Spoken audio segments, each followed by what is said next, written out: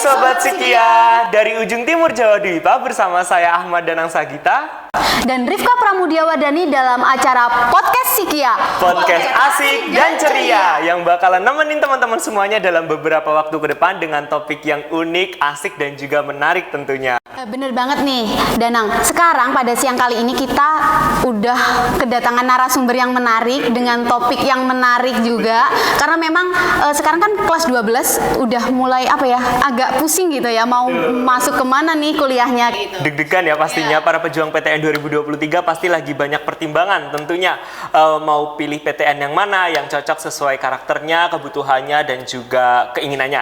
Dan juga peluangnya juga. Betul, itu yang perlu kita pertimbangkan ya teman-teman.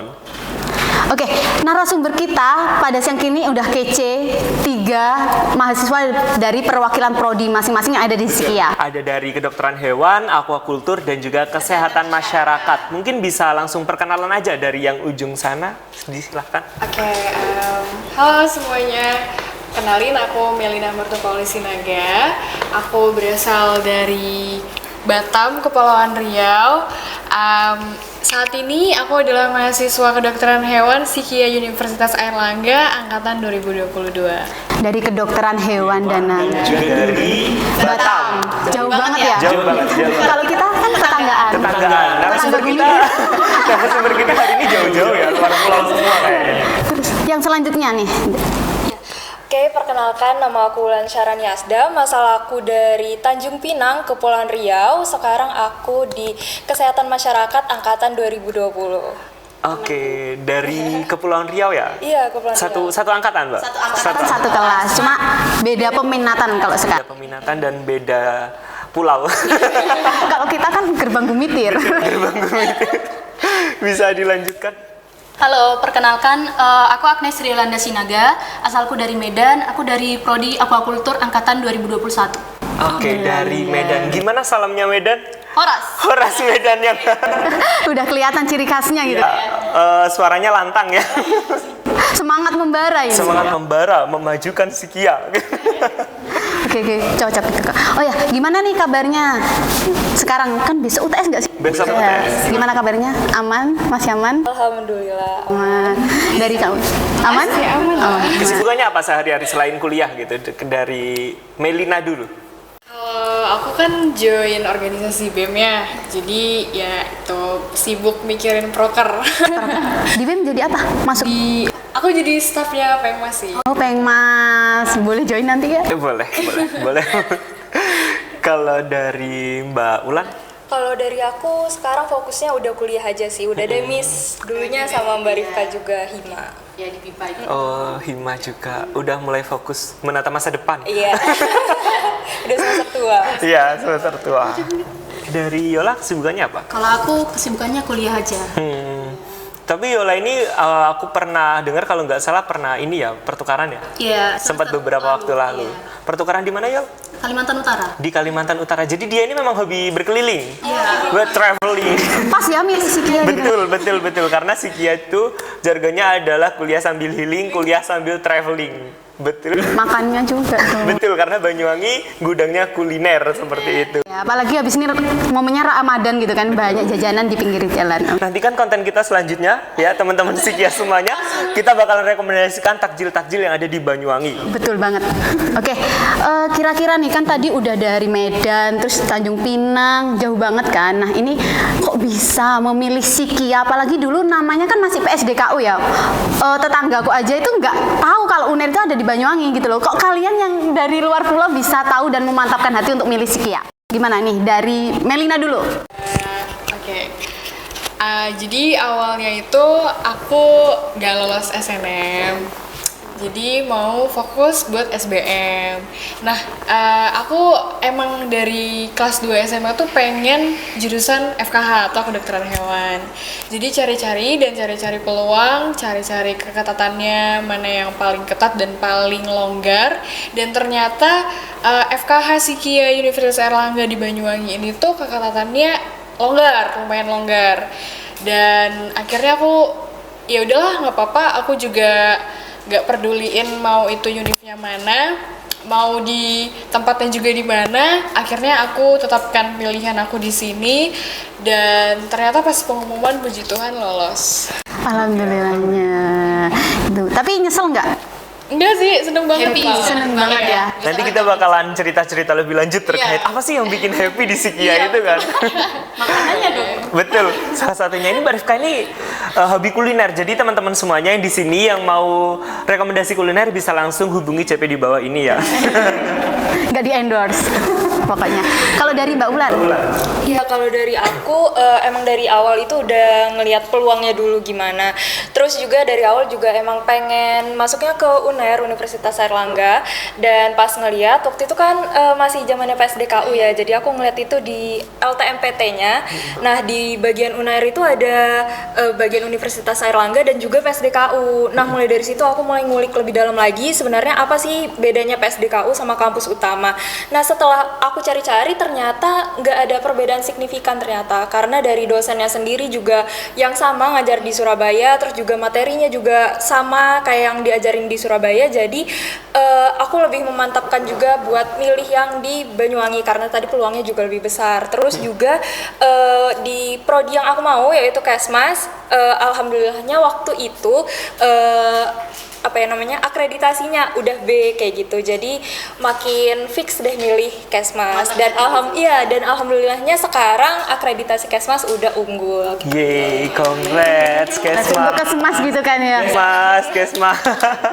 Congrats. Betul sekali. Oke, kalau dari Yolanda? Oh, jadi sebelumnya itu sebenarnya saya udah pengen banget kuliah di Universitas Airlangga. Kemudian aku searching kan jurusan-jurusan yang sesuai minat saya, terus dan sesuai dengan kemampuan saya. Terus saya ketemu sama prodi aquaculture. Nah, ternyata aquaculture ini ada dua, ada di Surabaya sama di Banyuwangi. Kemudian saya searching PSDKU itu apa sih gitu kan. Ternyata PSDKU itu kuliahnya di luar kampus utama di Banyuwangi gitu. Terus saya tahu Banyuwangi ini banyak tempat wisata gitu. Jadi menurut saya ini menarik nih gitu. Jadi misal saya capek kuliah saya bisa traveling ke alam gitu kan. Kalau misalnya di Surabaya kan kebanyakan tuh udah kota besar ya. Jadi kayak lebih menarik Banyuwangi gitu. Jadi saya milih di situ gitu. Jadi bisa menyalurkan hobinya Yola sendiri, yaitu traveling kayak gitu. Ya, nanti akan ditemenin Mas Danang kalau mau traveling. Betul, baik. Boleh. Bener nggak sih kamu suka traveling?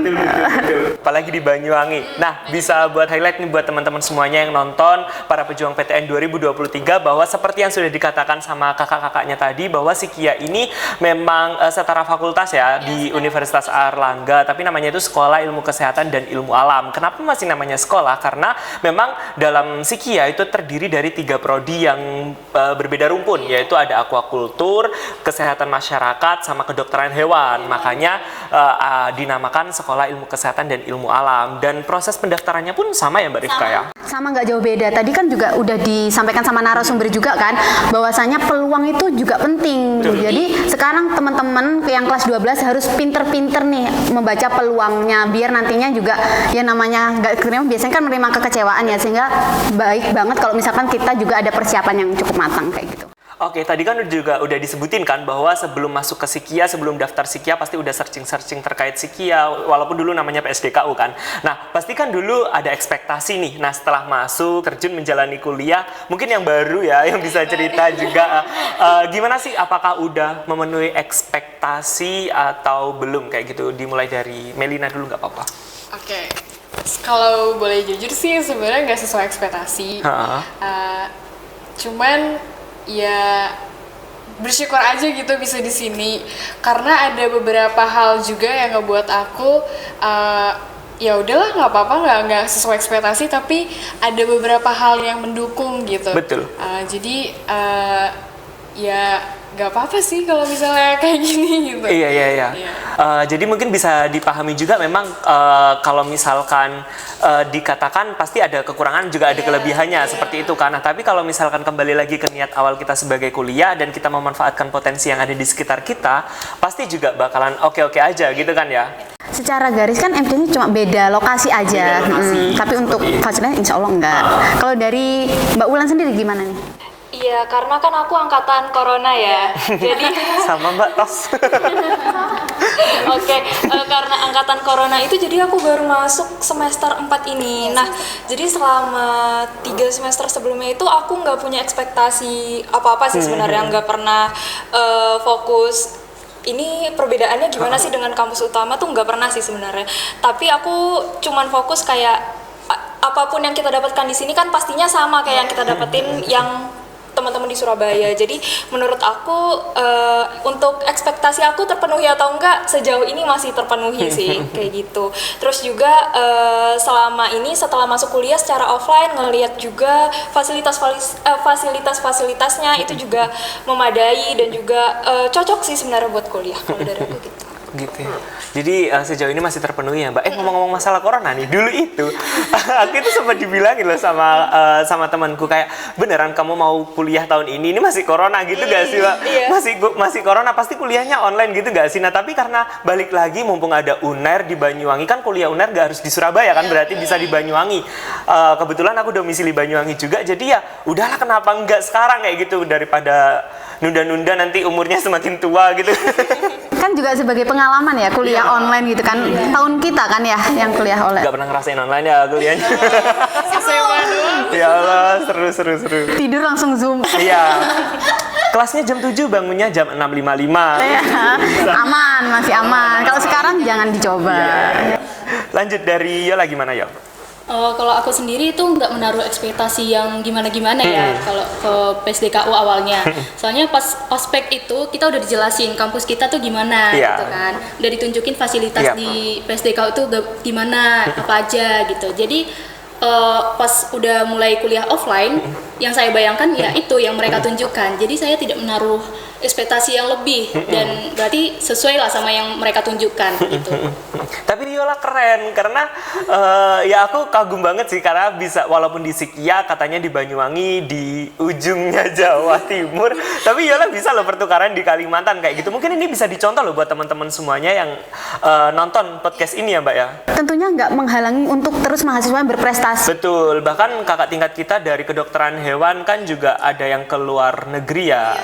Ada yang ke Itali, terus adalah beberapa bisa dicek di websitenya Sikia Una ya. Excellent with morality. Betul. Oke, ini kan teman-teman udah kurang lebihnya udah 1 tahun lah ya merasakan kampus yang ada di Banyuwangi. Kira-kira yang teman-teman dapatkan sejauh ini itu apa? Mungkin dari pendapatnya Mbak Yola dulu. Oh iya itu. Jadi saya juga punya teman ya kultur di Surabaya gitu. Jadi kami suka sharing gimana sih kuliah di Surabaya tuh, gimana kuliah di Banyuwangi gitu kan.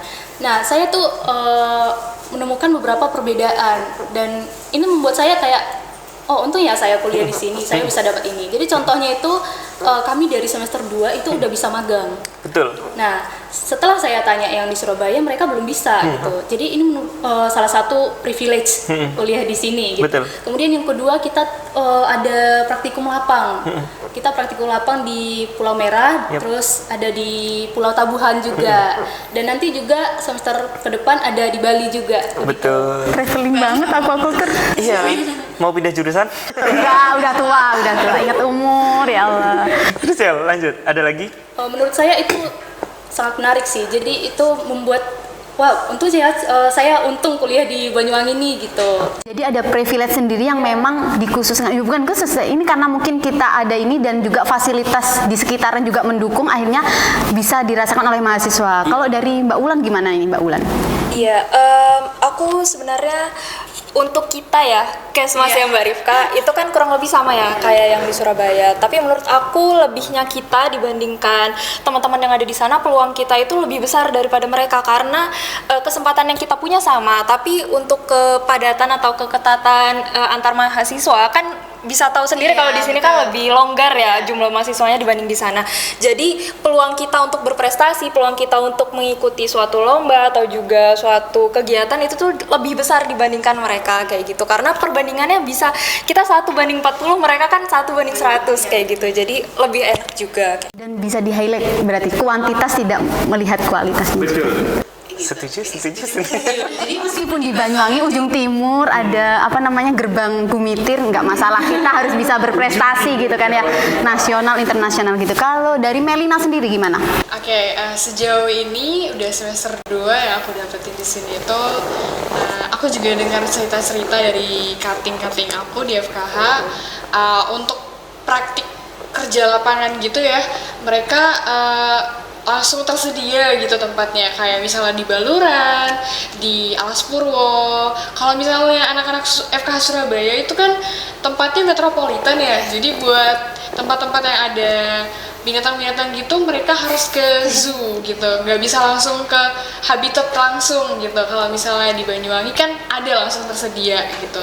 Selain itu aku juga punya teman FKH di Surabaya dan kata mereka, aku ngelihat juga sih perbedaan gitu, kayak kakak-kakak di FKH Surabaya itu rata-rata tamatnya itu pas 8 semester atau mungkin lebih. Kalau misalnya kakak FKH yang di Sikia itu rata-rata 3,5 tahun.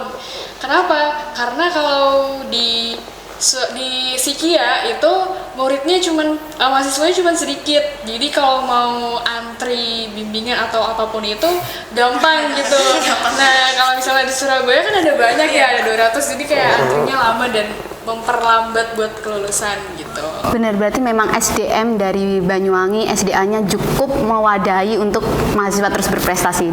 Dan juga bisa disorot juga di garis bawahi tadi statementnya dari Mbak Ulan adalah kesempatan, kita sama-sama punya kesempatan tapi peluang kita lebih bagus seperti itu. Jadi sebenarnya sih yang di Banyuwangi tadi seperti yang sudah diceritakan tadi, sebenarnya kita punya kemudahan akses sih Mbak ya. Kemudahan akses buat kita turun lapangan kayak ke Baluran, ke Alas Purwo, tadi juga ialah ke Tabuhan sama Pulau Merah. Tenang teman-teman semuanya, Banyuwangi itu punya berbagai macam pasir pantai, ada pasir putih, pasir hitam, pasir merah. Dikelilingi pantai nggak sih? Betul.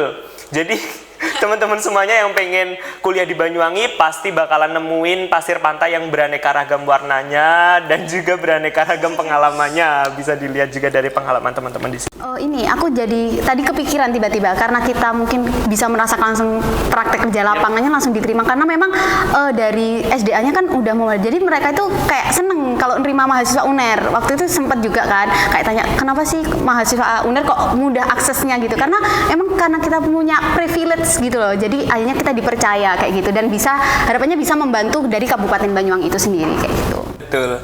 Oke, terkait tadi kan udah terkait kelebihan yang didapatkan di Sikia kayak gitu kan. Terus menurut teman-teman semuanya harapan buat Sikia kedepannya itu gimana sih kayak gitu?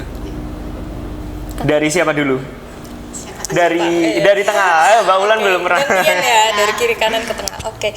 Kalau menurut aku harapan yang mungkin kita doain sama-sama juga buat Sikia. Menurut aku semoga nanti kedepannya Sikia ini bisa jauh lebih berprestasi lagi, karena kan sekarang juga Sikia udah makin banyak ya prestasinya. Betul. Baik nasional, internasional. Semoga dengan prestasi-prestasi tersebut Sikia itu bisa dikenal di luaran dengan nama yang juga baik kayak gitu. Jadi nggak bingung lagi kalau dengar Sikia tuh apa kayak gitu. Jadi mungkin ya semoga prestasinya makin bagus. Amin. Dari Melina. Aku pribadi berharap semoga Sikia ini bisa jadi lebih baik lagi ke depannya, dan semoga prodi-prodi yang ada di Sikia ini bisa bergabung menjadi satu wilayah gitu, nggak misah-misah, ada yang di Sobo, di Mojo, di Giri gitu. Sikia punya banyak kampus ya, ada 3 sekarang, ada 3. Iya. Dan semoga prodinya juga makin lebih banyak lagi dan mahasiswa-mahasiswanya lebih berprestasi lagi ke depannya. Amin. Oke, dari Yola silakan. Harapan untuk Sikia ke depannya, semoga Sikia lebih terkenal lagi. Semoga menerima lebih banyak lagi mahasiswa baru, dan jangan berhenti untuk terus berkembang dan mengupgrade pembelajaran yang paling efektif untuk mahasiswanya. Oke, bisa diceritain nggak sih dikit aja kemarin tuh gimana sih pertukarannya itu biar jadi inspirasi juga loh buat. Bisa loh ternyata mahasiswa Banyuwangi itu bisa pertukaran di Kalimantan gitu. Kan teman-teman banyak yang nggak tahu nih kayaknya gitu. Jadi awalnya itu saya lagi search beasiswa ya di Google. Terus ketemu sama pertukaran mahasiswa ini MBKM. Terus saya search apa sih itu MBKM gitu kan. Terus ya udah saya tanya mama, terus katanya ya udah daftar aja kalau mampu gitu kan. Terus saya coba daftar dan konsultasi dengan dosen. Nah, ini salah satu privilege di kita ini. Yap. Kita menemui dosen itu tidak sulit Iya. karena kita mahasiswanya tidak sebanyak yang lain gitu kan. Jadi menemui dosen untuk konsultasi itu gampang. Terus setelah konsultasi tentang jurusan dan konversi SKS begitu, saya daftar, kemudian dinyatakan lolos gitu. Jadi sebenarnya saya milih ke Kalimantan Utara itu satu karena jurusan saya aquaculture dan di Kalimantan Utara itu prospek perikanan itu sangat luas, sangat bagus begitu. Jadi alhamdulillah bisa keterima ya Yel ya. Iya, Dan cukup memberikan pengalaman yang banyak ya buat Yolanda ya. betul sekali. Jadi bisa digarisbawahi lagi nih teman-teman bahwa si Kia itu mahasiswanya punya dapat kesempatan yang sama, MBKM juga. Peluangnya juga lebih besar. Jadi nggak membatasi lah meskipun kita di Banyuwangi, tapi tidak ada batasan untuk kita terus berprestasi dan mencari pengalaman di luar kayak gitu. Ngomong-ngomong nih, kalian kan dari jauh-jauh nih ya, dari mana aja? Tadi lupa. Dari Batam, dari Tanjung Pinang sama Medan. Culture shock apa yang kalian rasakan ketika kalian datang di Banyuwangi dengan budaya yang baru dan kehidupan yang baru? Di spin aja kayaknya. dari Melina. Oke. Pertama waktu waktu awal-awal di sini kuliah ketemu teman-teman kan rata-rata orang Jawa semua ya gitu. Jawi. Osing Osing. Jadi ngomongnya itu pada lembut, pada lemah lembut, pelan-pelan kayak gitu. Beda dengan saya. Saya kalau ngomong itu kan suka kayak ngegas gitu. Nah, teman-teman tuh nganggep saya kalau ngomong padahal saya nganggepnya biasa, tapi dianggapnya marah gitu. Jadi, ini kenapa kok Melina marah-marah gitu kan. Ternyata setelah saya lihat teman-teman, oh jadi mereka cara ngomongnya lembut kayak gini, jadi ya itu agak culture shock gitu. Teman-teman saya yang merantau ke Pulau Jawa juga culture shocknya gitu sama-sama. Terus culture shock yang di sini juga dikit-dikit bayar parkir. Di sana nggak ada. Oh iya. Nyebelin banget di Alfamart bayar parkir, padahal kan harusnya gratis ya. Tapi ya gitu. Ke ATM juga bayar parkir. Oh iya. Itu Oh gitu. Baru tahu Danang. Baru tahu. Soalnya saya biasanya ke ATM nggak usah bayar parkir. itu ya agak culture shock juga sih, nyebelin juga. Kalau dari segi makanannya, kulinernya, rasanya? Rasa di sini tuh makanannya asin-asin. Kalau saya kan yang manis-manis biasanya. Jadi kalau di sini tuh kayaknya harus nasinya lebih banyak daripada lauknya soalnya asin, jadi biar netral aja gitu. Ngekos nggak? Iya, ngekos. Itu tips hemat anak kos. Kan? Oke, tips hemat buat anak ngekos kan? Bener kan? Betul. Wah, beli porsinya lauknya 1 porsi gitu, nasinya 2 gitu. Gitu aman sih, nanti buat 2 hari. Tips hemat gitu kan ya. Oke, kalau dari Wulan sendiri gimana? Kalau dari aku mungkin sama ya kayak Melina, terkait bahasa, aku nggak pernah paham bahasa Jawa sama sekali. Jadi pas di sini teman-teman ngomong bahasa Jawa tuh rada kaget gitu. Oh ini artinya apa iya, Mbak? ya? Kayak bingung gitu. Soalnya kalau di aku kan rata-rata bahasanya Melayu. Jadi kurang paham sih. Jadi kalau teman-teman ada yang ngomong bahasa Jawa tuh nanya dulu, ini artinya apa sih kayak gitu. Tapi seru ya, Mbak ya? Iya, seru belajar. Suruh nyoba nyapa pakai bahasa Melayu nang. Coba sapaan gitu khas Melayu gitu gimana? Gimana ya? Sebenarnya sama aja sih kayak bahasa Indonesia, mungkin logatnya Iya, beda. coba pakai logatnya Wulan. Ngomong apa nih? Apaan aja untuk ini mahasiswa sini ya? Halo kawan-kawan yang ada di Banyuwangi, jangan lupa buat daftar di Sikia. Jangan lupa. Ada SABC nggak di Tanjung Pinang? Ada. Oh iya. Kayak gitu sih, lebih kayak Upin Ipin ya. Iya, seru. Kalau dari Yola ya gimana?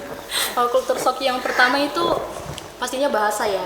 Jadi baru sampai di sini tuh saya ngomong sama teman sekelas itu pakai bahasa Indonesia dan masih kadang kebawa logat saya gitu kan.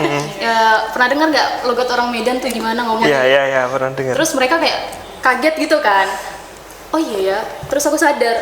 Terus pas mereka cerita, kebanyakan kan dari Banyuwangi sini ya. Terus orang Jawa, kebanyakan orang Jawa. Jadi mereka ngobrolnya pakai bahasa Jawa, dan di situ saya diem aja gitu, soalnya nggak ngerti. Mereka ketawa, aku mau ngetawain apa gitu kan. Betul. Terus yang kedua makanan sih. Kalau makanan itu di Medan itu bumbunya lebih kuat ya. medok gitu. Iya. Terus sampai di sini, terus sambelnya, sambel di sini tuh manis, dan di Medan tuh biasanya pedes banget gitu. Terus baru sampai di sini tuh saya kurang cocok sih sama makanan. Jadi saya lebih suka masak.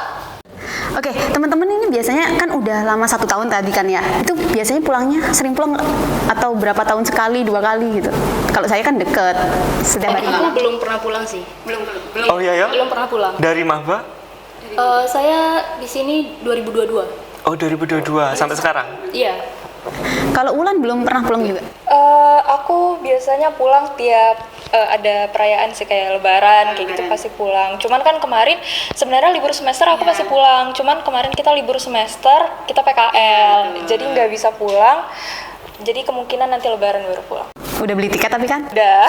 Soalnya ya nanti. Kalau enggak biasanya beli jauh-jauh hari karena kalau deket Lebaran mahal ya Mbak ya? Tapi sekarang nggak gitu sih. Oh enggak, gimana? Nggak gitu. Kadang juga seminggu ke depan harganya bisa berubah lagi, bisa turun. Kayak gitu. Sering-sering ngecek aja. Oke, kalau dari Melina kan ini angkatan baru ya, dua-dua, kangen nggak sama orang tuanya? Lumayan kangen sih, soalnya ini baru pertama kalinya merantau kan, jadi ya kangen lah. Kemarin sempat pulang tapi? Sempat waktu liburan. Yang libur semester 1 berarti Iya. ya? Berarti mereka jauh ya, harus pesen tiket. Betul, jauh banget. Yang kuat kayaknya cuma Yola, soalnya dari 2022 dia kuat bertahan di Banyuwangi di sini kan. Cocok sih sama Yola. Iya, hobi traveling ya sampai kampung halamannya. Nanti balik-balik jadi orang Jawa, Yola. Jodohnya orang Jawa. Oke, nggak kerasa nih teman-teman, kita udah ngobrol panjang lebar banget ya Mbak Rifka ya, dari awal sampai akhir tadi ngomongin pengalaman-pengalaman unik mereka sampai kesempatan-kesempatan yang mereka dapatkan di Sikia Universitas Airlangga kayak gitu. Mungkin ada closing statement dulu dari Yola, silahkan. Oke, untuk adik-adik yang masih bingung nih mau melanjut ke jurusan apa, tapi kalian minat di bidang IPA, yaitu aquaculture, kesehatan masyarakat, dan kedokteran hewan, Sikia ini cocok buat kalian. Dan juga penerimaan mahasiswa baru tahun ini diperbanyak, jadi peluang kalian untuk masuk Sikia lebih banyak. Oke. Iya, bener banget kan tadi dibilang kalau misalnya penerimaannya juga diperbanyak. Itu bisa aku tambahin sedikit informasi, buat setiap jurusannya nanti dikasihin kuota 100 orang. Jadi peluang kalian juga lebih besar buat masuk ke Sikia. Dan jangan lupa nggak ada bedanya antara Universitas Airlangga yang di Surabaya sama yang ada di Banyuwangi. Oke, ada. Kalau dari Melina? Oke, selain kotanya udah lebih banyak, kampusnya lebih banyak juga, kehidupan kuliah kalian juga bakalan seimbang di sini antara kuliah dan main. Betul banget.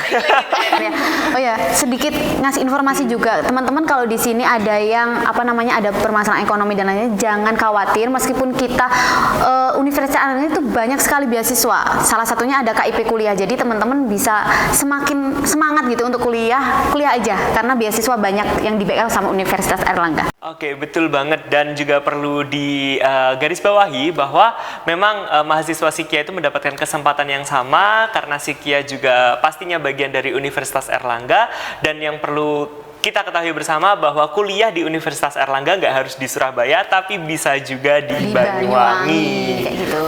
Dan nggak kerasa nih Kak Rifa, kita udah ada di penghujung acara di podcast Sikia, podcast asik dan ceria episode kali ini bareng sama narasumber yang udah jauh-jauh datang dari Batam, Tanjung Pinang, sama Medan. Kami ucapkan terima kasih sudah meluangkan waktunya buat berbagi ke teman-teman semuanya, dan semoga informasi yang kita hadirkan hari ini bisa bermanfaat untuk teman-teman semuanya, khususnya untuk para pejuang PTN 2023. Dan kami ucapkan terima kasih, sampai jumpa di podcast Sikia episode selanjutnya. Bye.